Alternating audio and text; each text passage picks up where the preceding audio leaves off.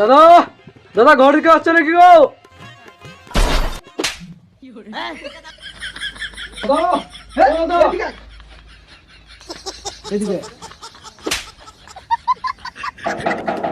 বাড়িতে কেউ আছো? ভিক্ষা দাও হে।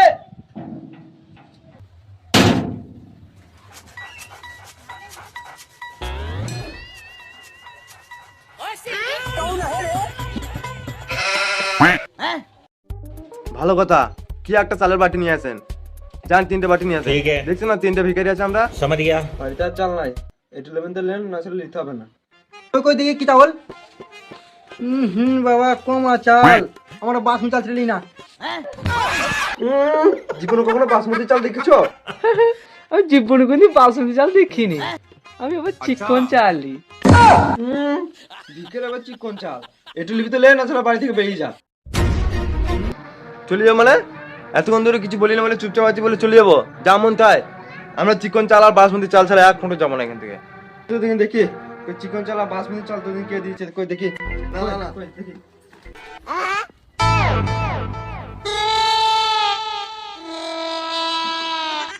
এটাই তো বাসমতি চাল। কই তোর তো দেখি, কই তোর চিকন চালটা দেখি। क्या बात है सर। এটাই তো চিকন চাল। কেন আমাদের খাই করে লোক দিচ্ছেন? কেন আমাদের বাসমতি চাল রান্না করে খাবো? কই তোর তোর ঝোলাটা দেখি, কই দেখি। এটাই তো চিকন চাল।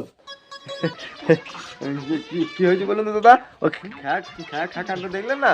ওটা বাসমতি চালটা রান্না করে খাবো। আর এই কচু, এটা এটা আলু কচু সেদ্ধ করে একসাথে খাবো। আরাম জাদা মজা করার জায়গা পাস।